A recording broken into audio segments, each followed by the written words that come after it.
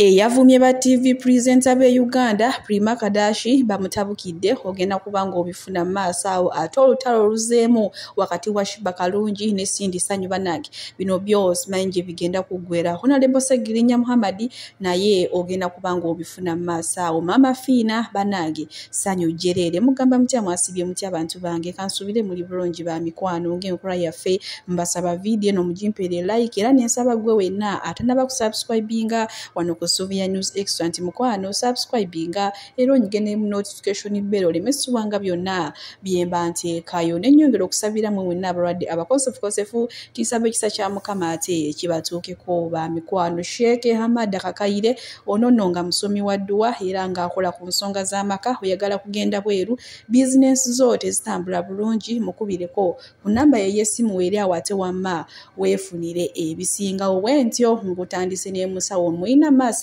ngate atunnyonnyola ku bakyala kibayita akaweta kibakozesa abamu babadde bagamba nti ono omwana Gloria yafiide Dubai mbwa akaweta kano ke kamuviiddeko okufa kati ate ye musawo yina akoze video ng'atutangaza abantu abakozesa akaweta okali katulabe video eno ate tusobole okweyongerayo kuba amawulire mangi nnyo nnyini ddala kati akaweta kafumisa omwana bana akaweta ka plastic ndowooza mukalaba ka plastic ukalaba it is a plastic thing eno eri blunt kati kaba kafumitachi kano ke kaweta bannange kano ke kaweta kano it's a plastic thing tegerekese bakwana kano ke kaweta bwe tweyongerayo ne Honorable Segirinya Muhammad mukwano gw'enfanfe aladise wanyana muina maaso awo munaye ng'agamba nti kati embeera gy'alimu ereeta akamwenyumwenyu ku matama nti era kati n'ebigambo byayogera abitegeeza ni naye kye yeetaaga kuwaamu kadde kale atereere ddala bulungi akatambi kayina maaso wano Honorable Segirinya tuwuliziganya twogeraganya yatandise okwogera nasembye okwogerako naye nga agenda akuba ku matu era kati ng'ayogera ebintu nga ddala bikakasa ng'era abitegeera alina essuubi okusobola okukomawo mu Uganda nga mulamu naye yeetaaga obudde okuwummula n'okuzza omubiri gwe nga bwe gwali owulira otya obe ng'oli awo ne bageraageranya ekifaananyi ekikyo n'ekya Segirinya ku intaneti kubanga muzaalibwa nga muli balongo omu n'abuuka omulala n'asigala nga mulamu n'ekyokubiri era muzaalibwa mu lubuto lwe lumu buli omu n'abeera byanjawulo omulala n'agejja omulala n'akogga so twabonaabona kituufu ne muganda wange Honorable Segirinya naye Katonda yatuwa obulamu bwanjawulo ffenna so oolyawo yafunyemu okusoomoozebwa nga kw'amaanyi nange nakufuna naye nensobola okujjanjabibwa nentereerako kati yali mu kujjanjabwa era naye manyi ajja kutereera togendako Nairobi mulaba ku bituufu kituufu kubanga nze passport yange baagikwata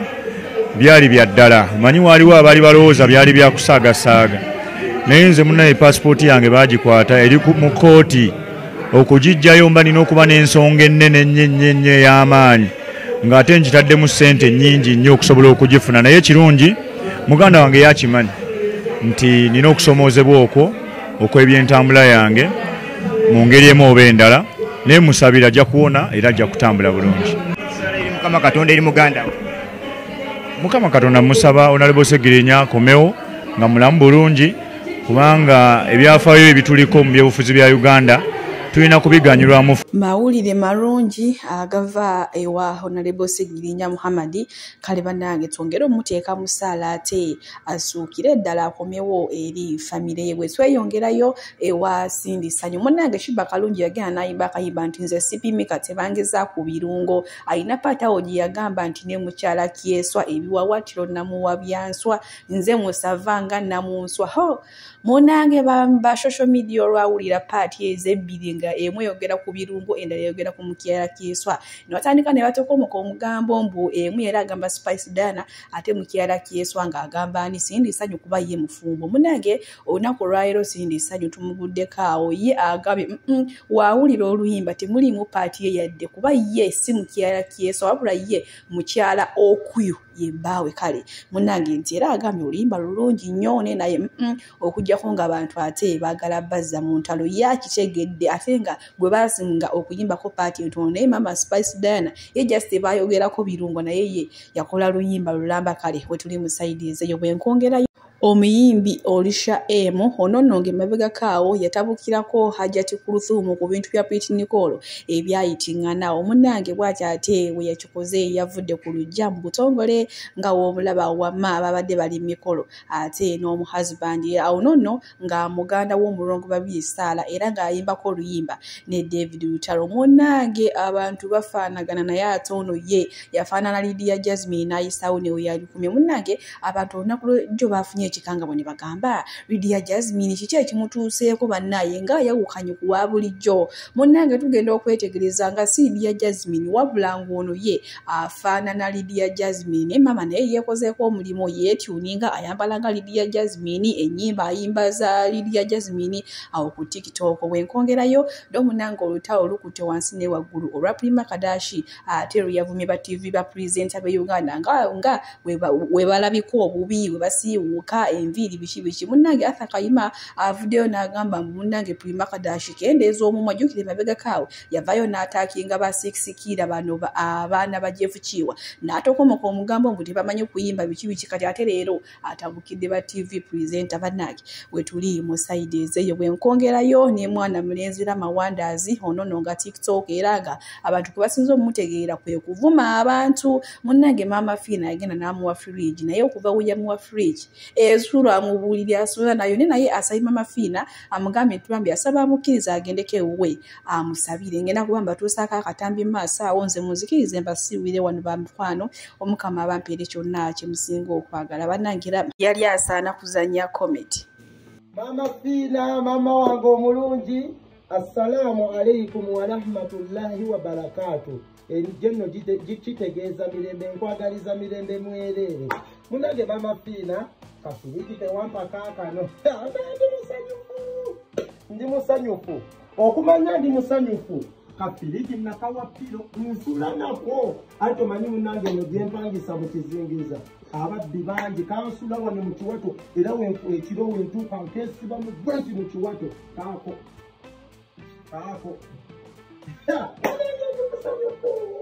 ndi musanyufu firige mala Mama Fina neyanziza byonna era ndi musiimu ne Mama Fina njagala nkulabeko saba busabi nze munnange ndi mugagga munno saagala ssente era nga we nagamba nti mu byonna njagala firige mala alhamdulillah firigi yine mala naye nsaba busabi kujja kuwa ku dduwa edduwa okukulaba njagala kuwa dduwa ya firigi eno gyewampa saagala wadde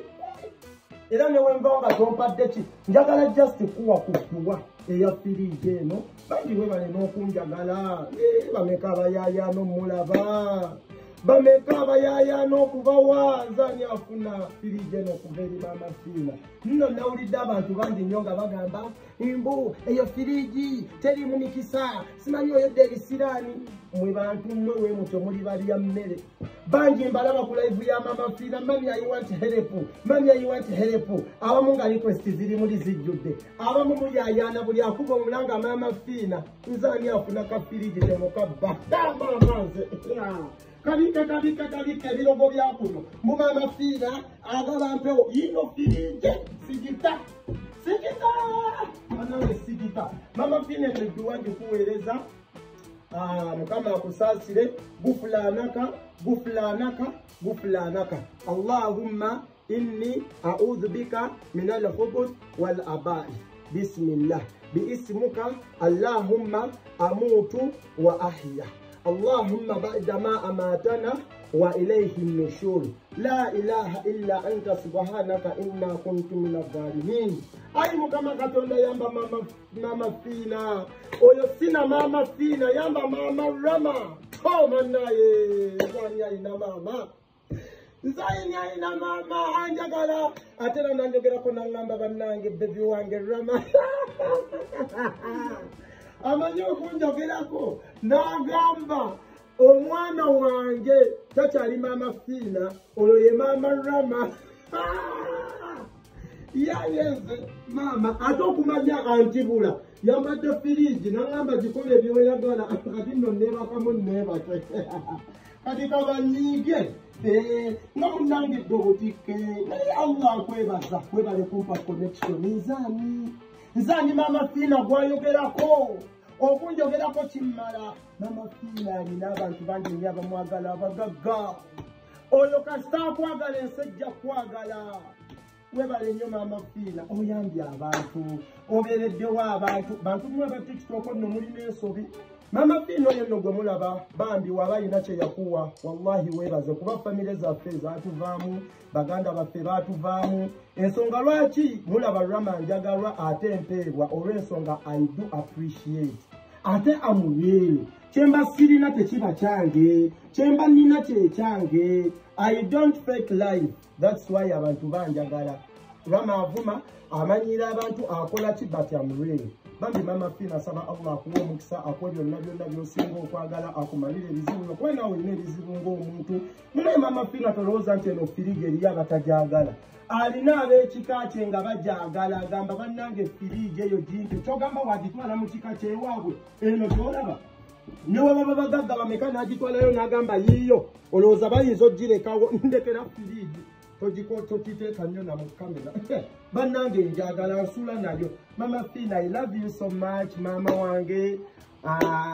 omuzira wange nkwagala nyo njakulabako. Kyekyokka nkuwe ku dduwa. Kinnuma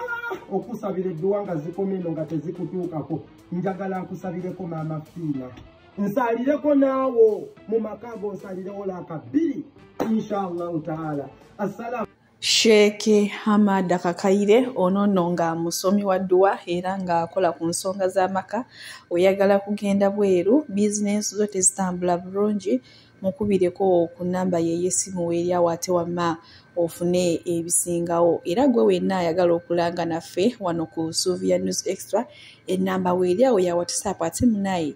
ng'ojja twogera ebisingawo manye yeetuukidde tanywa gatabanguzi.